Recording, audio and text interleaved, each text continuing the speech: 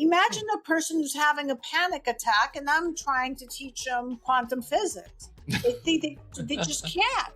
What would you like to rewrite it with? That's where hacking reality comes in. Remember, we said your personality creates your personal reality. No one's broken. We just have bad programming. So what was programmed can be reprogrammed.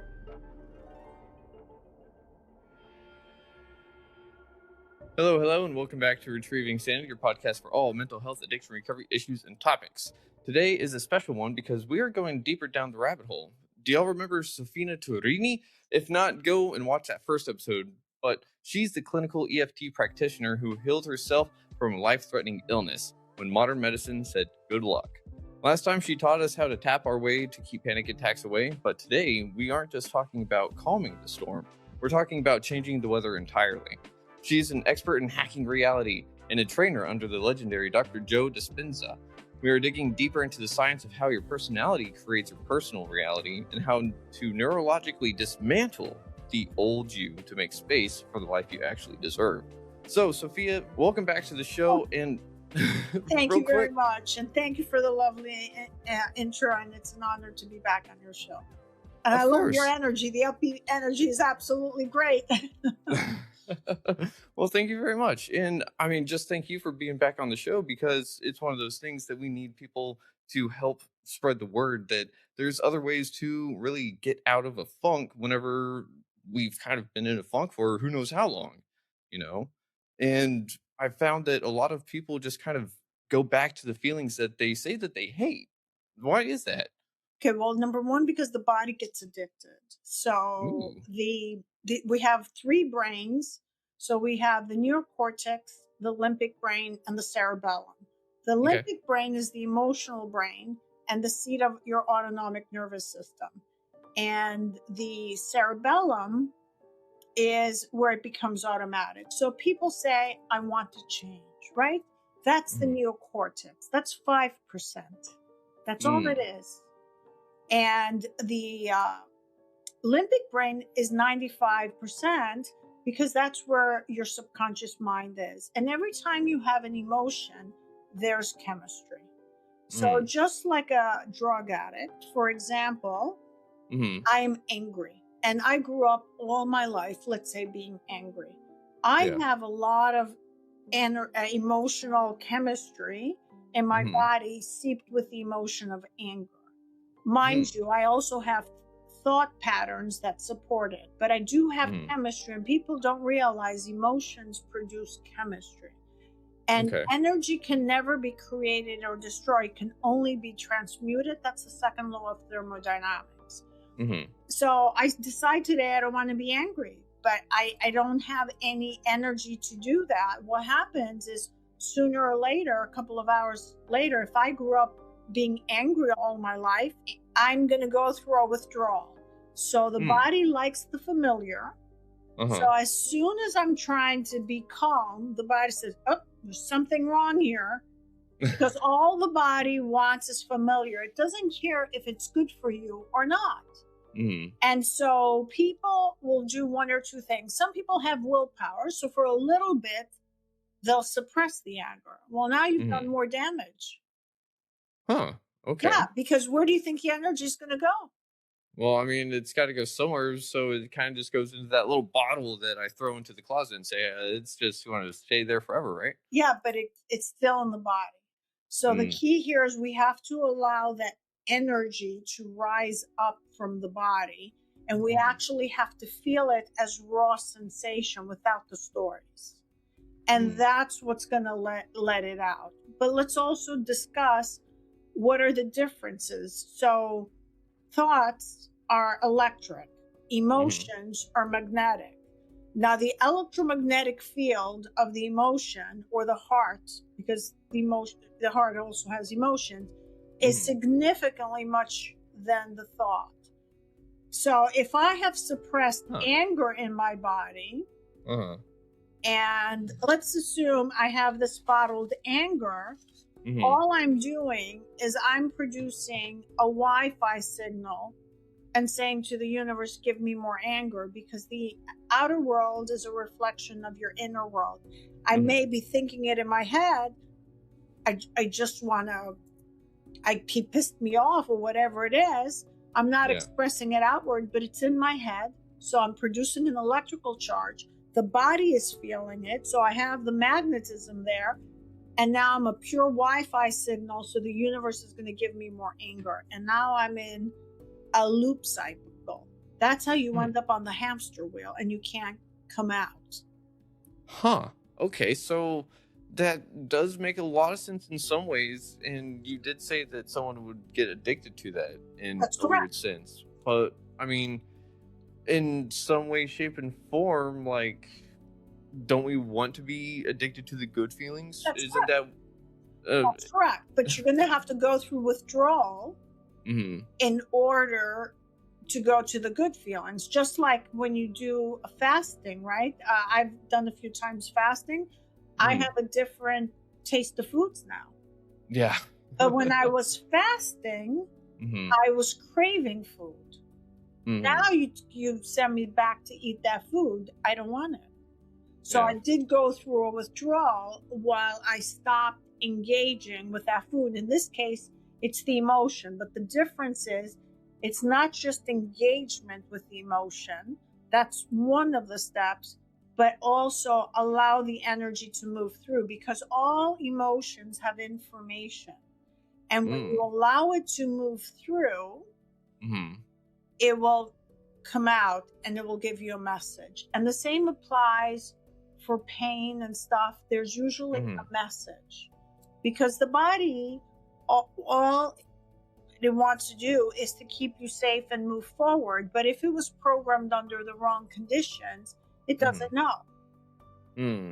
And if you were 4-year-old and your survival was only anger to keep you safe, the body thinks you're 4-year-old and it keeps on repeating the same thing. And that's why people call it the inner self or the younger self. It just keeps on doing the same thing, whether it's good or not. Okay. And so that's kind of strange that, well, maybe not strange, but it's a new concept, kind of, that the emotions carry information, right? Because whenever we're hashing up the old triggers and wounds and everything, we may not know the exact reason, but somehow our body does know, and it's so strange. So the body knows the experience. And so let's say I was 4 years old. Let's make an extreme now. I was 4 years old and I was physically attacked. When you're 4 years old, obviously, it's not wise to raise your voice to an attacker, right? Because you're going to be more harmed. So the body gets a strange message. There's danger. So you're 4, don't speak up. But that anger is still inside because it had experienced anger, because your space got violated. So anger is an emotion of protection. Yeah. So now we grow older, and you've learned not to confront people. You keep on swallowing, you swallow it. Now your blood pressure is going to go up. One of the symptoms of anger, depending what type of anger it is, it's going to be your blood pressure. Okay? So now, because the body's thinking you're still 4. You can't speak up, Keegan. If you dare to speak up, there's danger here. So when you go and clear the emotion, you might get the information that the person who was harming you, whatever the situation was, let's say it was mentally ill or it was unfair, but you're getting also a new message. I survived it. It's not happening when you clear the emotion, because I was 4. If I'm still alive, I survived it. Yeah. Right? So I can now the circumstances are different. If someone tries to violate my space, I can speak up. Versus in the first case scenario, if I never clear that emotion, I learn either to be passive aggressive or avoid confrontation. That's why the battered wife keeps on going to the husband who keeps on beating her up, because somehow she has learned that there's fear if something bad's going to happen if she leaves, and all she knows as familiar is violence.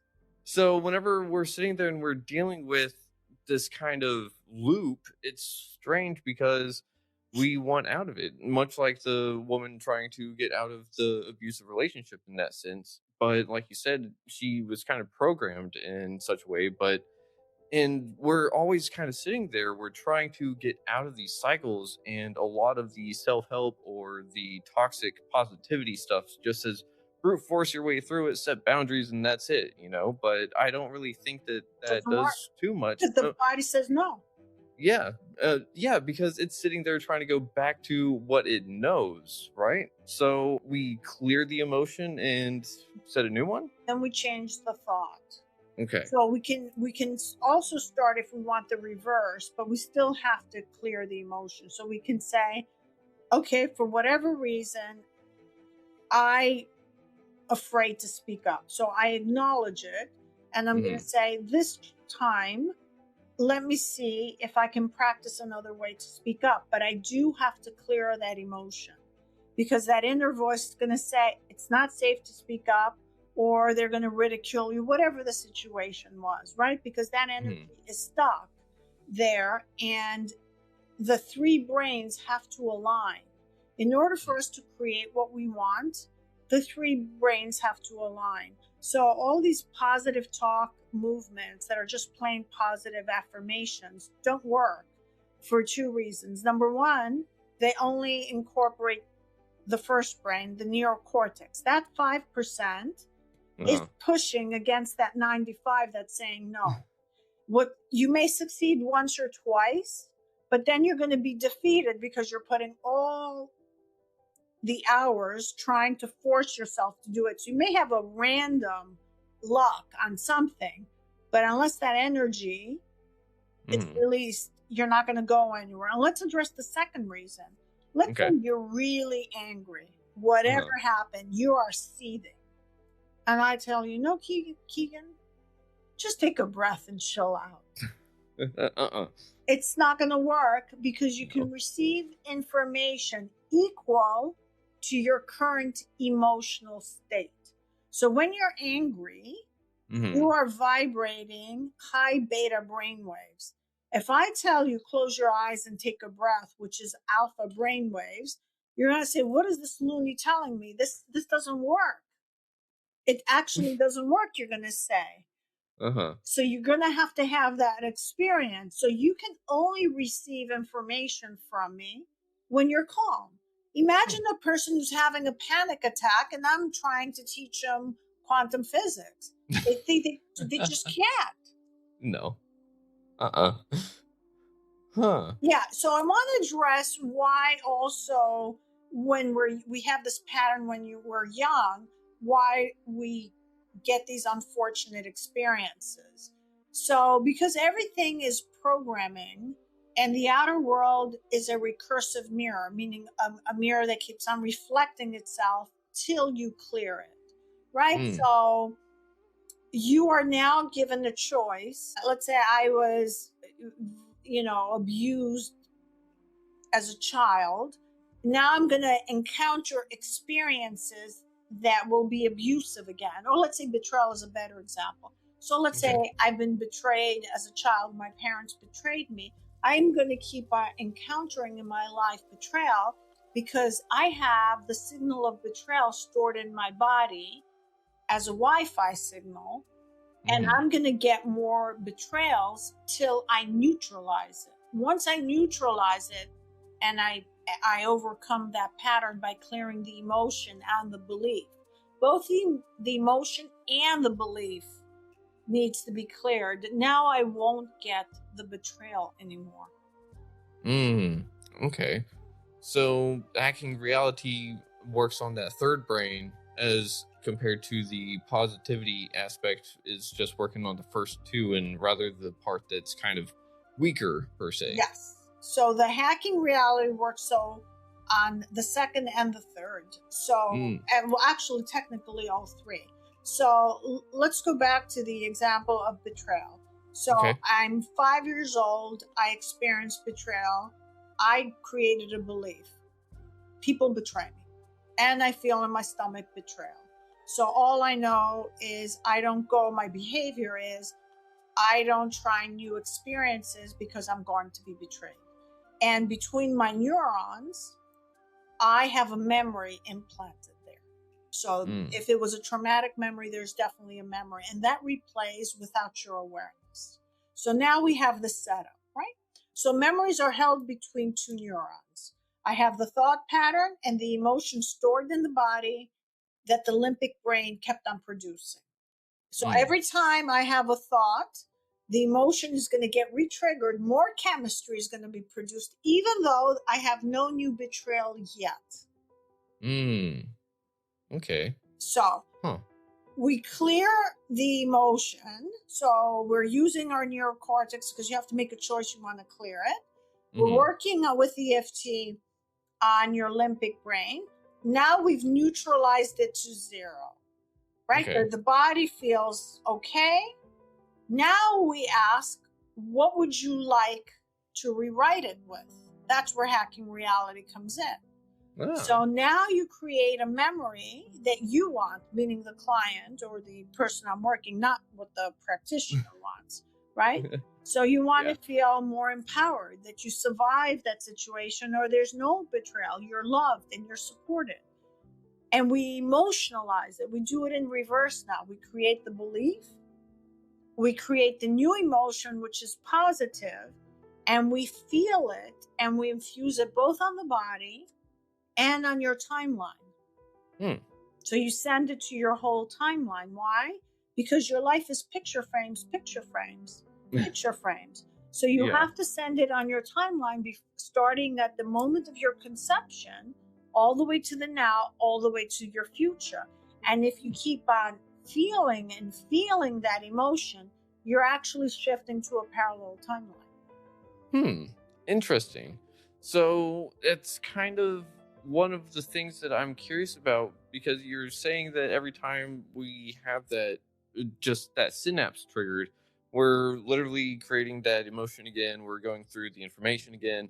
So that would tell me that that's why talk therapy doesn't work for a lot of people, because sometimes it makes people sit there and freak out and they can't really push through it, because talk therapy sounds like it would be that toxic positivity sometimes, because some people say all you need is talk therapy. And in my experience, like, it's great for identifying things, but it can only do so much, I think. Actually, Heb got the Nobel Prize. What fires together, wires together. So if you're actually only talking about it, what you're doing is you're rewiring it even more to your body.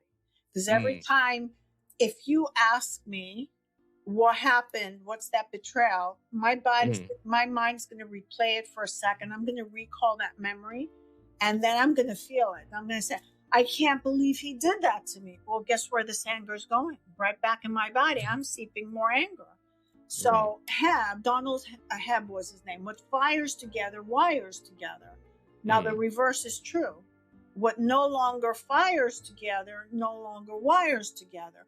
So we want to clear the emotion and not allow us to keep on repeating the same story. So we prune the synaptic connection. Okay. And once the synaptic connection is pruned and you've cleared the emotion, there's no addiction from the body to go back. It doesn't really matter. I mean, because I have had some traumatic experiences and they've been almost wiped out. That's awesome. So real quick, I've heard this argument before. Some people say that belief doesn't necessarily have to have emotion behind it. But at the same time, whenever I first learned actual emotional intelligence and what beliefs really were, I found out that I have to change the emotion attached to a belief if I want to change that. So do you think that emotion or belief comes first? If you go to all the spiritual teachings, let's take Neville Goddard. He wrote Feeling is the Secret. Joe Dispenza and Bruce Lipton and Greg Braden all talk about the emotion. If you look at the Gospel of Thomas or the Gnostic Bible, they all talk about the emotion. It was what was deliberately removed, so we can't manifest the reality we wanted. The heart is the portal that changes your reality. So without emotion, the belief alone is not going to stand. Okay, so we have to utilize a part of ourselves that maybe we just don't want to feel again, right? Because sometimes, I don't know for a lot of people, but sometimes the sheer thought of certain emotions is enough to make me triggered and say I don't want to even go there for a little while because it's not safe, right? Well, what happens is, let's say you want to overcome betrayal, and let's say you Hmm. have a new woman. Let's just Yeah, make yeah. the story up. Hmm. Okay?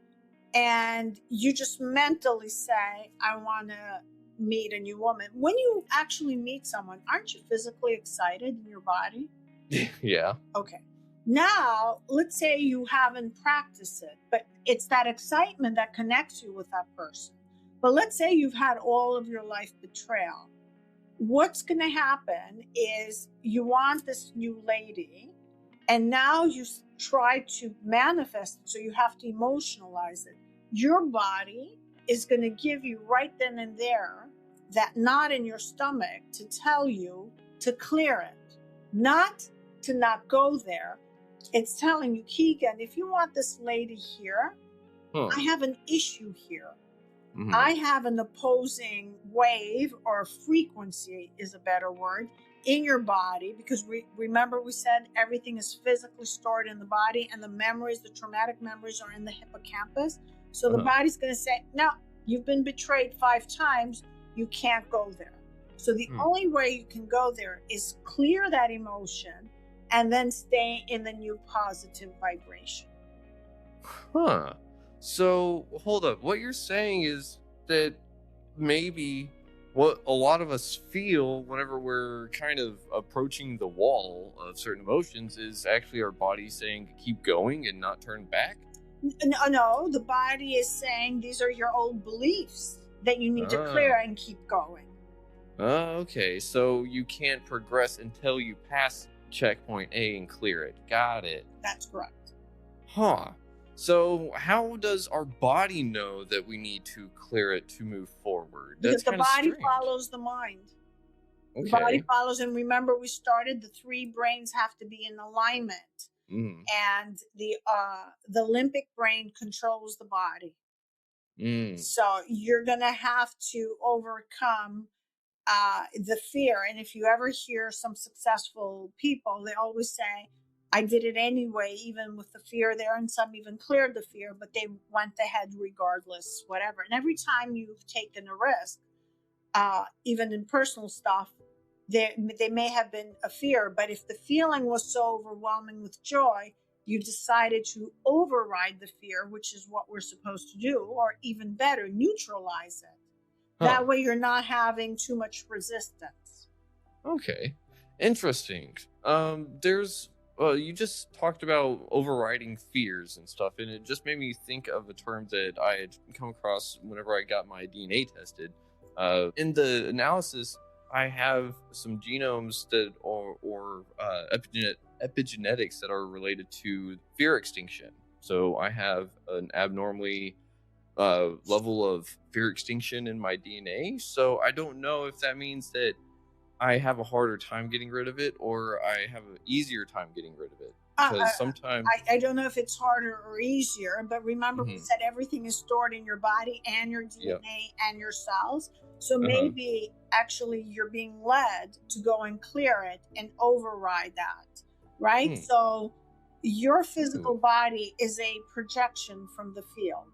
mm-hmm, We're not physically here. no, So we are a projection. So once you project change the blueprint, then that won't be an issue. And you could be having it because a lot of us have had other lifetimes where we were extinct. mm, And we do, and we know from people who do regression, a lot of people have symptoms or certain things because they experienced something in another lifetime. But you mm-hmm, don't have to go digging in the other lifetime. You can actually physically see what you're feeling now and say, does this emotion still serve me? Is something still happening here? I've mm, had times where this anxiety has come up out of nowhere. Now, in the old days, I didn't know what to do with it. I would just have this anxiety. mm-hmm, Now, I'm so familiar with it, I'm saying, okay, Is there anything happen? I look around. Is there anything happen physically here? So if there's no danger and I'm not thinking about something that's going to happen tomorrow or next year or next month, then somehow this energy is telling me it wants to leave my body. Ooh, okay. So do you think some people would be call that intuition perhaps, or a form of intuition? It could be intuition, or your body just basically says, I've had enough. You want to heal. Let's say you're working on healing and it just wants to come out. My patterns usually show up. Let's say there was a day or two last week that I was frustrated. My body was fidgeting in meditation because I've been frustrated. So it wouldn't sit still. So the body always follows the mind till you become the master of the body. So, and the body may think you are at a wrong age. It gets stuck in these loops because it hasn't gotten updates on its software. Okay. So hacking reality is essentially giving our own firmware an update, right? Got it right. Got it right. So can someone use this kind of thing to build more positive, like, character attributes for themselves, like patience, for example? For someone like myself, I took one of those personality tests and it placed me on like this percentile thing. And I forgot which one it was. I'll have to look into it again and memorize it. But I was really high over here. Then whenever it came to patience and temper, I was really low. And I was like, yeah, that sounds about right. But everything else is like, I'm decent-ish. But those are one of the things that I've always wanted to work on is temper and patience. But I feel like maybe there's something in the way that's causing that to actually happen. Okay, and so you can actually change both. Remember, we said your personality creates your personal reality. So how you think, act, and feel, those are the three brains, and you can't separate them. So there is something, you said your temper, right? Okay, then that means you have suppressed anger. You were taught not to express or confront people, or there's certain things that happen to you that the body still hasn't cleared. It could be old unfairnesses that the body still holds. So now when you get a trigger, your temper comes up. So if you clear the old anger, it's going to leave. Okay. So it's not necessarily sitting there and building something up. It's like getting a parasite off, more or less. Yes, absolutely. Absolutely. You're basically deleting an old behavioral pattern. And maybe when you were young, or whenever that was, that program served its purpose. Like in the scenario that I gave you, that I had suppressed anger when I was, violated. It wasn't safe for me to attack back. I was 5. Obviously, that anger got stored in the body. So we usually, when it's a temper coming out, it's usually you're a pressure cooker. It's like boiling water, and the excess that the body can no longer take is what's coming up. And your best thing is to clear all of it. Not all of it, most of it. You're never going to be, no one's going to ever be perfect. And we don't want to be fully zen. So someone runs us over with a car and say, thank you. That's not what we're looking for. I love that you just brought that up, because one of the things that I haven't thought about in a while is someone was talking about how this toxic positivity that's going around is essentially saying, you're going to go to work, grin and bear it, and be happy about it, kind of thing, or you're going to essentially be a doormat of some sorts, because that's just a cycle. That's just the way it is for everyone else, But what you're saying is we don't want to be necessarily zen to the point to where it's like everything or anything bad happens, we want to still feel that kind of anger or those quote unquote negative emotions, because they serve a purpose. Correct. We want to feel them, but we don't want to act them out. And usually, let's assume about creation. When is your best creative moments, or when are your happiest time? When what you were doing you really loved. So these people who want you to grin and bear it, where do you think that resentment is going to go? It's going to go back into your body. So you want to align and change your thinking. Maybe you frame it around this is temporary. Let's say it's a job you hate, and you start learning to use it as a stepping stone. But to force yourself to go there and hate it and keep on repeating these thoughts, I hate this job, I hate this job, I hate this job, all you're doing is producing more negative energy, because every thought and emotion will produce chemistry, and that gets stored in the body. Now we want to consciously create more positive emotions. So when you're very depressed, which is suppressed anger again, we want, the word depress, you're pressing down your anger. Yeah. So that's what you're doing. And so you've pressed it down so much, it's like you're holding a dam of emotions. You're physically exhausted. You have no energy to do, because you're holding down unconsciously all the stored anger in your body. And I could probably show you the maps of consciousness, if I could find them clearly, to see why these emotions, just see quickly if I can find it, I have it on my desktop, so people can see why these emotions are very important. Okay. Now, the maps of consciousness were designed by Dr. David Hawkins, who was a famous psychiatrist. The maps of consciousness, anything below 200, and I'll give you the emotions so we know what they are. We start with the lowest one, which is shame, guilt, apathy, grief, fear, desire, anger, and pride. So all of those emotions weaken the body. Physically will actually weaken the body. And when you are depressed, which is usually depressed is around the apathy, it was below anger. So when you actually start, you found it. Excellent. Yep. Is this the more correct one? It's one of the, yes, that's pretty good. Yes. So when you are down here on the bottom, the grief, the apathy, the guilt, that's your first energy center. Okay.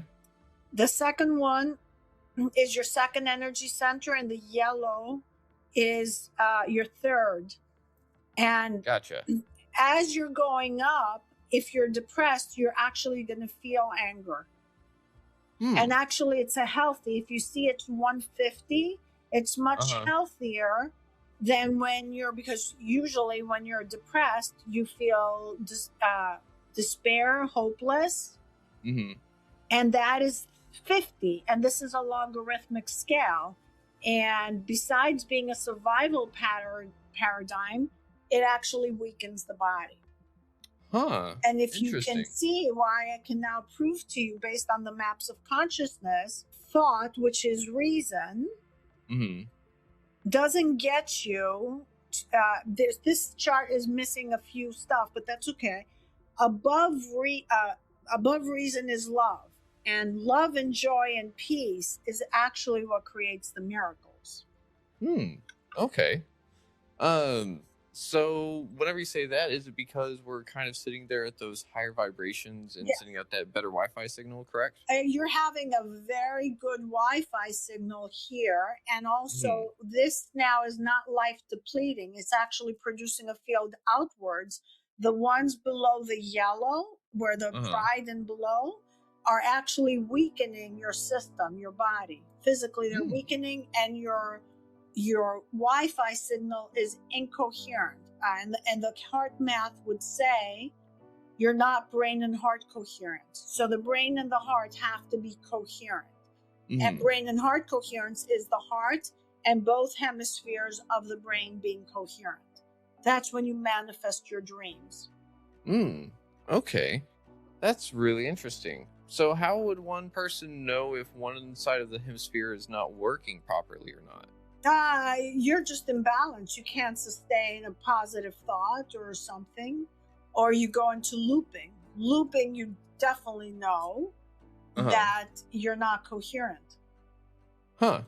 Okay, so looping. I do like that, because that's one of the things that I know has tripped me up and keeps a lot of people in addiction or even trauma patterns, is that loop. Kind of like what we were talking about before. But I think we kind of hit it on a different angle this time around, because that loop is something that, like you said, it's kind of like a mirror on its own mirror. That's sometimes, correct. right? Yes. Huh. Well, so let's discuss what this reality is. You're a divine spark that wanted to have an experience to remember who you are, right? Let's just make it simple, right? So you have the creative spark that the divine God, whatever you want to call it, has, right? To manifest and create. And you decided to come to Earth to have an experience. And now you're on your way path back, remembering who you are, right? So an eye, or you, cannot see itself without a mirror. Yeah. Okay? Tooth cannot bite on itself. It needs something. Right? Yeah. So how the reality was created to show you how you're doing is the outer world is a mirror. That's why the statement is your personality, how you think, act, and feel creates your personal reality, which means your world. So your thoughts and emotions and your actions are projecting in the outer world, your world. And when you change, the outer world changes. So that's where the mirror comes in. And when we get stuck on that analytical thinking, that's the hamster wheel. And that's why we're on the left side of the brain. And a perfect example of that is the movie Groundhog Day. It's actually excellent. As long as he was thinking and feeling the same way, being angry, ticked off with what was happening with the squirrel, whatever it was, I don't remember it fully well, he was getting the same day on a repeat. He was on a recursive mirror loop. No matter how he tried, even if he tried something different to get this woman that he was in love with, he was still ending up at the same scenario because he was the same personality. When he finally transformed his personality, he became nicer, more forgiving, and then gave up the attachment. He just wanted to enjoy the moment. At the end of the movie, he literally wakes up in another reality. Yeah. Okay. Oh, so you said attachment, though. So I've heard that attachment is thinking that we own things. And then I've heard recently that detachment is figuring out that nothing owns us. Would you say that's correct? That's correct. But when we talk about manifestation, we don't want to be in a state of wanting, because the universe gives you back what you're feeling. So if you're feeling wanting, you're just going to keep on wanting. It's going to keep on getting delayed. So you want to let it go. Okay. But if I were to tell you, let's say you ordered a car, and I told you you're going to have it next week and everything's all settled, you don't keep on wanting, and now you have the joy and the excitement, your car is coming. You let the attachment go. But for a lot of our manifestations, because we don't trust ourselves, we can't let it go. We keep on saying, well, what if that goes wrong? Well, if I discuss this at my job and I ask for a raise, and then they're going to say no, and I'm going to get fired, right? So now we're having opposing thoughts. So now your signal, your Wi-Fi signal that's supposed to go out, has a contradictory signal going either the opposite direction, or the waves and the crests of the wave, because waves go like this, don't match out, and it cancels your original desire. Ooh. Huh. That's really interesting. So that's why some people, and I love how you're saying that if you're wanting it, it cancels it out. And so that's why you have to go back and just erase it and replace it, because then you can let go of the part that's telling you you want something different, right? That's correct. You want to set your intention, be in the joy that you already have it in the now, and then drop it. Now, sometimes it has happened to me, but it doesn't happen all the time. And Neville Goddard was very good at that. You will get an instantaneous knowing in your heart that it's going to happen.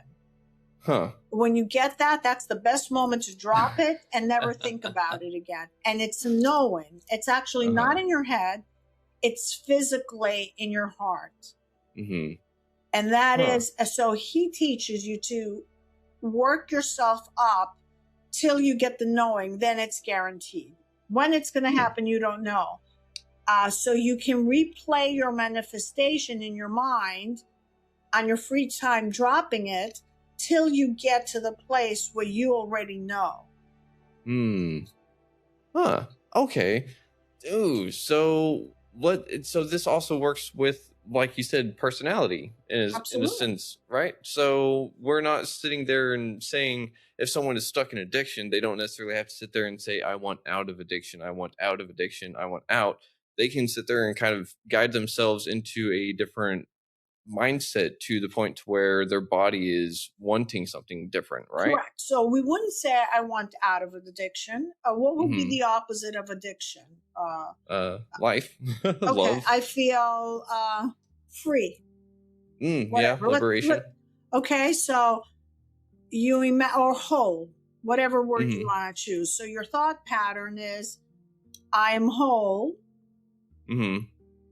or addiction free. Yeah. Okay, addiction free. And what would the feeling be? Usually for an addict, it could be relief or joy. So if you can't get into joy, you could start with relief. So you start imagining in your head that, and we're going to bring the emotion, I am addiction free, and I feel the relief and the joy, and that I'm free. And you keep on visualizing, because if you say, I want to be addiction free, or I hope to be addiction free, hopium is not a good drug. And it's not going to get you anywhere. So, and wanting implies separation. You're not going to get there. So you want to be in the now, because creation only happens in the now. It doesn't happen tomorrow. It doesn't happen yesterday. Ooh. Oh. Huh. Wait a minute. That just made me connect a bunch of dots all of a sudden. Anyways, but that's really cool, because you're saying that wanting is a form of separation? That's correct. Huh. If you knew you were getting the car and I was going to give it to you, and you knew for a fact it's coming next week, why would you be wanting if I'm going to get it? Yeah, because that want is that little bit, and this is kind of what I'm feeling. Having that want for something is kind of saying that you don't deserve it, you don't trust yourself, or with you the lack thing. it at the very moment. If you're wanting it, you're not having it now, so you're lacking the experience of having the car. Ooh, okay. Huh. That's very strange. So we're able to actually sit there and let our bodies know that, hey, like, everything that we want, everything that we, how do we phrase that? How do we say we don't want to manifest things that we want? Because usually manifestation is things for helping us move forward with life, right? To better ourselves, to help others. You can feel the joy of it. You're just feeling it. I am joyful, and I keep on visualizing, like daydreaming. Oh, okay. Right. Yeah. You're daydreaming. You saw a pair of shoes at a store, and you automatically imagined in your head, boy, those pair of shoes would look great on me. Now, shoes is a simple thing because maybe they don't cost too much. And the next thing you know, you bought them. You didn't analyze and visualize to manifest the shoes, right? But we use that same technique unconsciously. You saw the shoes and you said, I think it's going to look very nice with my black pants or my blue pants, and I can wear this shirt. And you replayed unconsciously in your mind how those shoes look. And you may have said, I saw them on that person and they looked wonderful. And you had positive emotions. And the next thing you know, you bought the shoes. Huh. Okay. So what's one of the best ways that you've seen hacking reality work for someone, and the times that you've, maybe seen it work in a way you didn't expect it to really go? I've seen a lot of stuff happen. You basically go to a timeline where everything's changes. Like, let's say you were about to get divorced with someone. I've actually seen a couple who hasn't gotten divorced. Oh, wow. But she had to go and clear the old memories of betrayal. And she kept on focusing on visualizing what the new life is going to be in the now. It works great on healing. It works on anything because the concept of manifestation is the same. So what we're trying to do, the doubt or the low frequency emotion is the opposing signal to your desire. So that's why we want to clear it out. It conflicts with your desire of being addiction free or whole or abundant. Because the voice keeps on telling you, oh, you're broke, you're not going to find money. That doubt is physically, when you get that knot, you already know it's in your body. That has a Wi-Fi signal. And I told you before, emotions are magnetic and they have a stronger field than what the thought is. And you have to align the thought, the electrical, with the emotion, which is magnetic, because around the body you have an electromagnetic field. That's why the two have to be aligned. So whoever teaches you can do it by thought alone, it long term does not work, because we have an electromagnetic field around the body, and how we call things to us is both with the thoughts and the emotions, and it lines up with our three brains. Then why would we have had those brains if we didn't need them? Yeah. Okay. And so whenever we're talking about all this hacking reality stuff, that's where the tapping comes into play to line up and align the mind and the body, correct? Correct. And to clear the negative emotions and negative beliefs. And now we bring in what we want to create. Gotcha. Oh, real quick, where can people find you if they're looking to get some of this wonderful knowledge for themselves firsthand? Okay, so they can come to my website, tapintouryourbestself.com. Okay. And I have a complimentary 30-minute session. I also write a blog. I also have a masterclass. The masterclass covers exactly what we discussed today. The preliminary of the actual class that I do. So the class will cover how the brain and body works, and I combine it with the EFT. And now if you buy one, you get two free. So you can bring two buddies with you for the price of one and have an accountability partner. Ooh, okay. Having an accountability buddy. I love that. Because, I mean, for myself, whenever I'm going into something new or maybe even to scary territory, having someone around that I trust and know is definitely a huge morale boost, and I think sometimes we need that for ourselves. Absolutely. And the class has a 30-day follow-up. So you'll be followed up, because you don't just take the class. I mean, what's the purpose of taking the class? And you don't have actually embodied it. Remember, we said the body has to get some new programming. So the whole job is to embody it. And it's a practical exercise. So you bring your two friends, you have the class, and I follow you up for 30 days. And you have an EFT session with it to learn how to work with these emotions that are uncomfortable for all of us. Yeah. I mean, you have a really good point there. A lot of emotions that are uncomfortable, for some reason, I think that we might hold on to those and think that they're only making me uncomfortable or making me feel weird, because it's like I was raised to not feel a lot of emotions or to express them. And so it's like, we're just going to ignore that. Everyone else ignores that too, right? Yeah, sure. Yeah, but it doesn't get us very far. We get rid of those and then we consciously replace them with the ones we want. I mean, joy, excitement, and having fun, which is why we go to concerts, which was why we like falling in love. I mean, when you fall in love, you see the other person as no flaws for the honeymoon effect, right? And that's what we want. We want to maintain those emotions as long as we can. And so with hacking reality, you're kind of also saying that if the spark seems to kind of go away, it might be able to just kind of breathe new life into it, right? That's awesome. I'm trying to think of if there's anything else that I have off the top of my head, because you made me think about one other thing, and that's how everything is happening in the now, because you said that creation happens in the now. And like, I've talked to people where they're like, the past is non-existent because it's in the past, and the future doesn't exist because it's not there yet. So everything is right now. So that really kind of solidifies why can't you change you in the moment? Why do you have to wait for the you in the future to come to you now? You don't have to wait for the future. That's a story that we told ourselves, and then we stay in the loop. Mm-hmm. So when you say, I'm going to do it tomorrow, or I'm going to quit tomorrow, you never really end up changing. Yeah, because tomorrow never really comes, and we're here in the moment. Ugh. Let's see. Do you have any other things in the work at the moment behind the scenes that you're kind of just holding off on? Yeah, well, I want to start creating some tools so people can have afterwards the EFT session. Ooh. So to customize for them when they're not working with me, like in between sessions. A lot of people don't know how to do their tapping scripts. I do offer them a lot of times.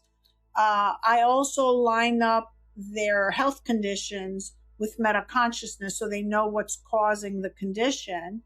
And down the road, I'm planning the course that I teach is to extend it to a 90-day follow-up. And in 90 days, you absolutely can program. I mean, I do give it, I still have that option if the person chooses to. Because in 90 days, you're really practicing this every day. You're going to rewire new neurons. It's a matter of time before you end up in the new reality. It's going to become second nature. Oh, okay. Oh, that is so awesome. I love that because, yeah, it's one of those things that if we can make it our second nature, then, the world is definitely our oyster then. So yeah, it's your first 30 to 90 days that's hard in the gym. If you keep on going every day, you don't quit afterwards. But usually 90 days is a very secure spot. Mm-hmm. Yeah, and in a sense, we're also maybe breaking habits along the way that we didn't know that we were maybe holding on to, that were holding us in the past as well. Do you think that we could see you on in the future at some point? Absolutely. Awesome. I'd be happy to do so. And thank you very much for today. And yes, I'll reach out to you. I'm happy to take this further. Do you have anything that you'd like to leave the audience with for tonight, Sophia? Yeah, I'll leave kind of similar what I left last time. No one's broken. We just have bad programming. So what was programmed can be reprogrammed. And if it's a program you don't like, you can actually delete it, just like you do with your computer. So even if you had the program for 50 years, you could just install a new program. It will take a minute, but you can do that. And I don't like the concept that we were flawed or damaged or broken. We just got some bad programming from the factory or the family. Yep. And now is the perfect time to change. Yeah, I love that. Because I have to agree with you. I don't think we're really broken. I think if anything, we think that we're broken, and that makes us feel broken. And that's where it's not the truth. But I mean, it takes a lot of work to convince yourself otherwise. So I just got to say thank you, Sophia, for all that you've done for the show and everything that you've done for everyone out there, because you help make people hop timelines into a new reality that is better for them, better for the people around them. And that creates a ripple effect larger than anyone will ever know. So I just got to say thanks for making the world a better place. Thank you very much. And it was a pleasure being here. And I will make sure I come back and we can actually ask the audience directly. Yeah, that'd be awesome. And we'll see everyone else out there in the future. And I just got to say to the audience, thank you for watching or listening to Retrieving Sanity on WDJY 99.1 FM. And as always, try to love yourself, love others if you can, but you got to love yourself first. And don't forget to call 988 if you're having a mental crisis. And if you're in the LGBTQI A+ community, you can call the Trevor Project up in Canada. We'll see you next time. Much love. Sean.